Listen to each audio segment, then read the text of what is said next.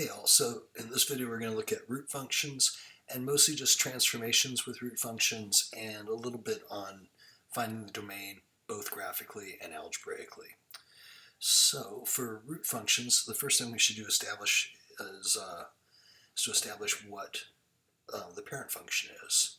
So y equals square root of x would be our basic version of a square root.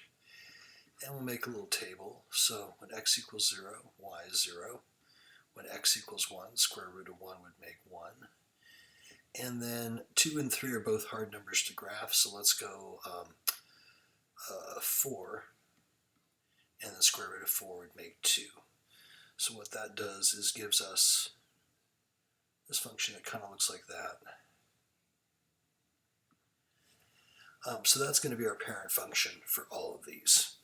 And you want to, for me, I think it goes over 1, up 1, and then over 3, up 1. That's how I remember that shape, but whatever works for you. You can draw the parent function in there and then transform it. I'll post a video with a little help on how to get these ones graphed. So same transformations as we saw with absolute values and then the general transformation section. So a square root with a minus 5 on the outside would be this shape, and then everything shifts down 5 units. So there's our first point down 5, our second point down 5, and our third point down 5. And if you're graphing these on the computer, you can literally draw this one in place and then just shift each of those points down 5. Or if you know what that shape is, it's really easy to start over 1, up 1, over 3, up 1. But it should end up looking about like that. And I'll keep drawing the parent function in here for a little bit. So again, there's our parent function.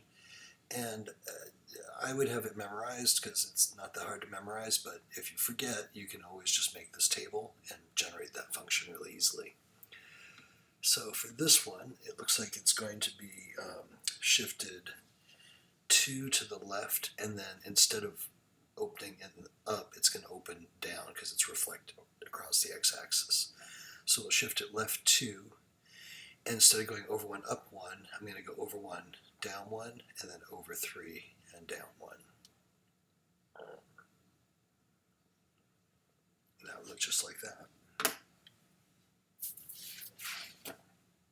Oh, and I think if I scroll down, yep, I was supposed to be answering domain and range, so let me do that. And so here, our domain, our basic domain for the root function is 0 to infinity, including the 0, and our range is the same, 0 to infinity for the parent function. So for the red one, our domain is still 0 to infinity because there's no left-right shift, but our range now is going to start down at -5 and then go up to infinity. Here, because this shifted left 2 units, our domain is going to also shift left 2 units. So that will go from -2 to infinity. And then because this one is opening down, it's going to go from -infinity, and be careful on that order because it's going from -infinity up to 0 is the highest the graph gets. And remember, we always go small to large, and it's easy to look at the way this is going and say it's going to go from -2 to -infinity, but -infinity would come before it because we always go small to large in terms of our order.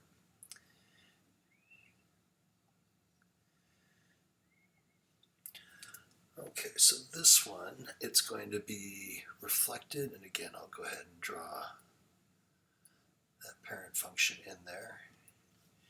Don't have to, but if you find it helpful, especially on the exam, you're welcome to.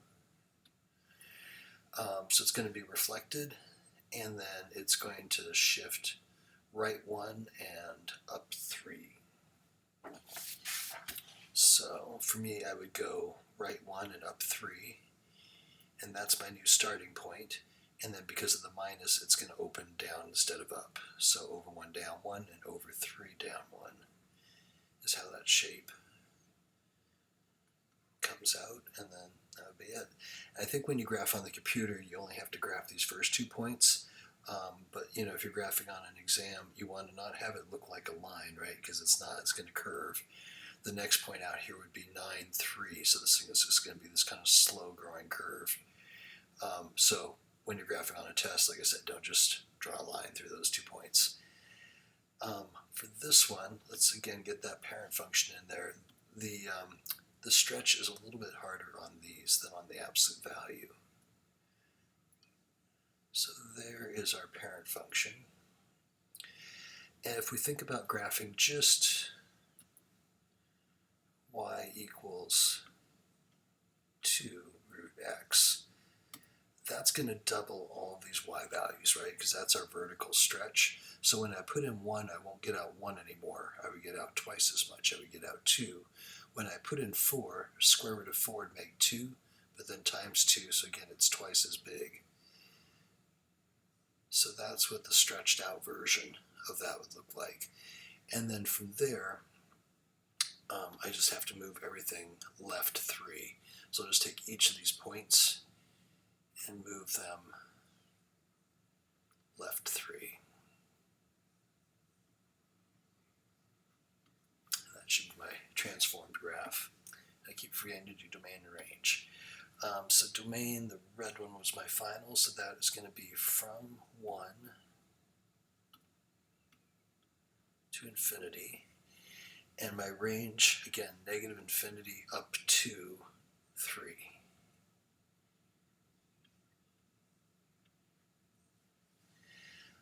For that one, our farthest point to the left is negative 3. And then it goes forever to the right, so it's going to be positive infinity. And my lowest point of my graph is 0. And it goes up to infinity.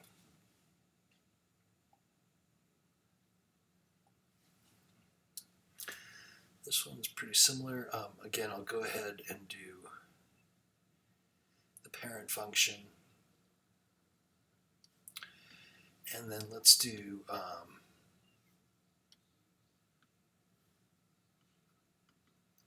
y equals negative 3 root x. So this would be 3 times as much, right? When I put in 1, instead of getting out 1, I would get 3. When I put in 4, instead of getting out 2, I would get 6. So if I reflect that, these 2 purple points I just put up there, that would be here and right there at 6. So there is that much with the negative 3. And then that minus 2 means I should bring all those points down 2 units. So here at 0, I'll bring that down 2. Here at 3, I'll bring that down 1, 2. This one's kind of off the graph, but it would be right there.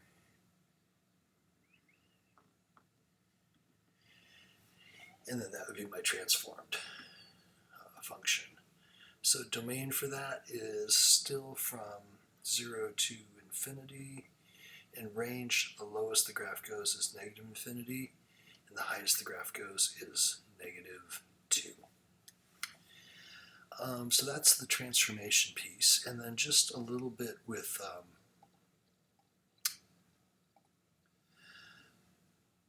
finding the domain algebraically. So the domain's really easy if you can just look at the graph. It's pretty straightforward. If you're just given the function and you don't want to graph it, oops, actually, let me scoot that back up a hair. To find the domain algebraically, what we need to do is take the radicand, the math that's under the radical, and set that greater than or equal to 0. So if we think of our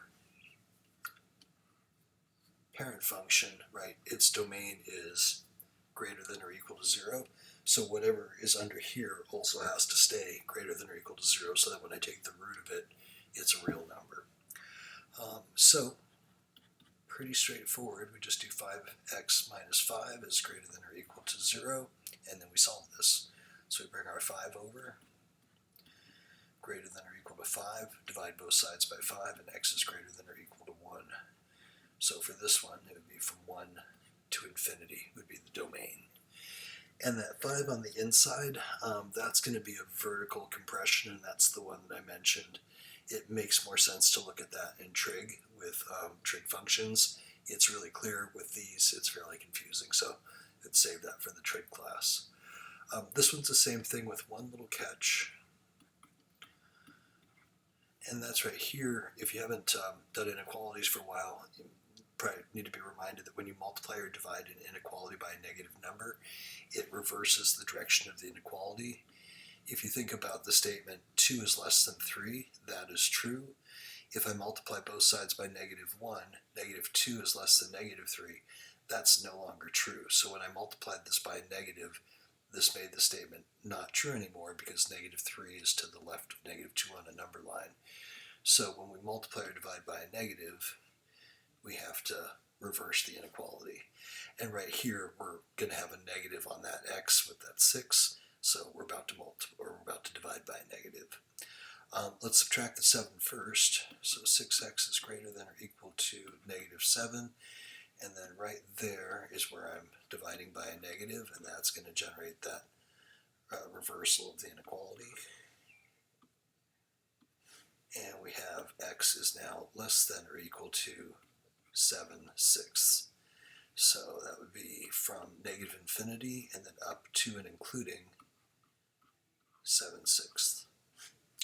And that wraps up transformations of root functions.